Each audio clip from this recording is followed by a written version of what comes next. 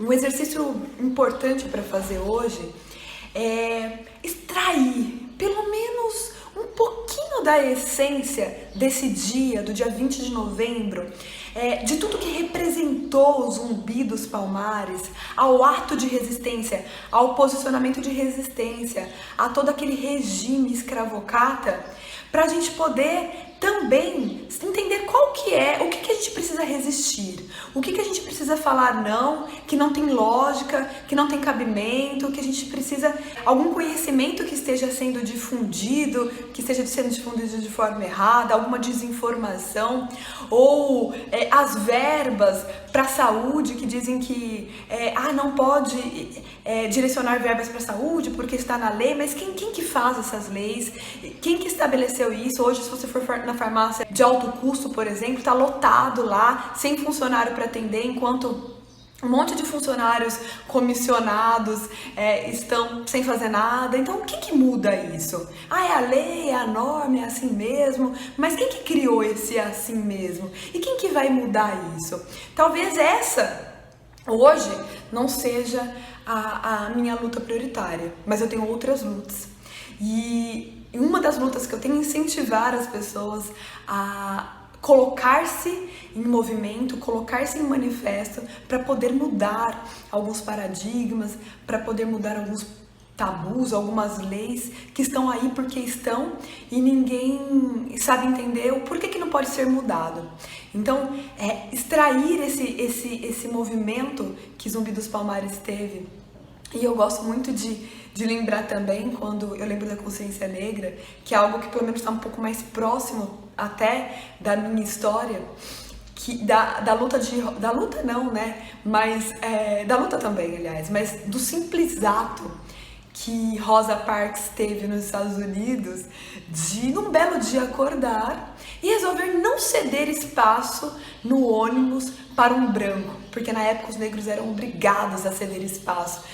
Se não tinha espaço e tinha um negro e um branco e o negro já estava sentado, o negro tinha que ceder espaço no ônibus para um branco porque ele era negro. E daí no belo dia ela falou assim, eu não vou ceder, não acho certo, e é isso.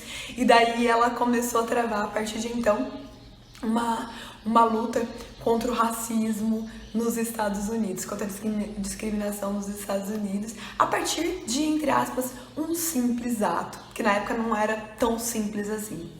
Então, quando eu falo incansavelmente de comunicação, de fazer o seu manifesto, não é simplesmente falar por falar, porque falar por falar tem um monte de gente falando aí, um monte de gente palestrando, um monte de gente falando bonito, e motivando, e seduzindo as pessoas, mas falar aquilo que contempla os seus valores, aquilo que contempla a sua causa, aquilo que contempla a sua luta, como contemplou um dia de Zumbi dos Palmares que morreu por conta dessa luta. Desde criança, eu sempre até falava isso quando eu tinha oportunidade para as pessoas próximas, que eu não ligaria de morrer por uma luta. Eu tenho até hoje um pouco de medo de morrer por morrer. Morrer assim, em vão. E talvez eu morra em vão porque hoje minha coragem não esteja no nível que está a coragem de Rosa Parks, a coragem de Zumbi dos Palmares, enfim. Mas o meu medo é morrer sem ter uma causa.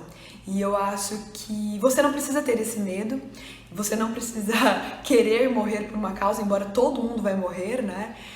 Como eu disse no vídeo de Marielle, mas o mais importante que morrer é querer viver, é querer falar aquilo que é necessário falar, é querer não ter medo de romper padrões, quebrar paradigmas, se posicionar, seja na sua própria casa, de acordo com aquilo que você acredita que faz sentido e não com aquilo que já está imposto. Então, acredito que essa é um pouco da mensagem de Zumbi dos Palmares, embora Zumbi dos Palmares lutou pelos negros e os negros precisam ainda de que a gente defenda, porque tem muitos negros exercendo a mesma função que um branco hoje e sendo mal pago, tem muita discriminação ainda contra os negros. Então, é preciso que alguém tome a iniciativa e trave essa luta, não como um ato de vitimismo, como muita gente anda pregando aí, mas pelo contrário.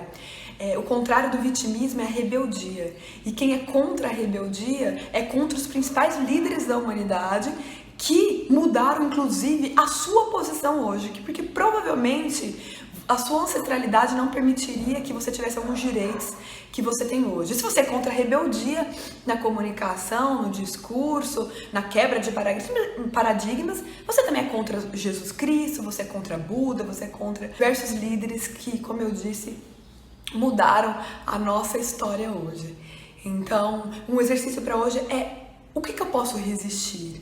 O que eu tô indo condizente, falando amém, falando que é assim mesmo, concordando, que eu poderia estar fazendo alguma coisa, falando alguma coisa, agindo, colocando-me à disposição para poder mudar, e eu não estou mudando por meio do meu movimento no mundo. Então, quando eu falo de comunicação, eu falo disso, de criar um movimento, o seu movimento, entender que as suas lutas, seu ímpeto é diferente do meu ímpeto, a sua causa é diferente da minha causa, tem alguns fatores individuais, alguma forma de falar que você adquiriu, que eu não adquiri, que faz parte da sua experiência, da sua peculiaridade.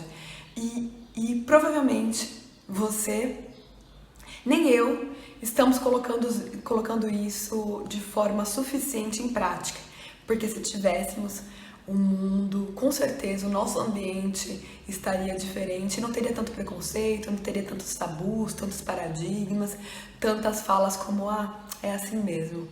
Então, fica esse exercício aí para esse dia 20 de novembro, dia de celebrar a consciência negra, dia que Zumbi dos Palmares morreu.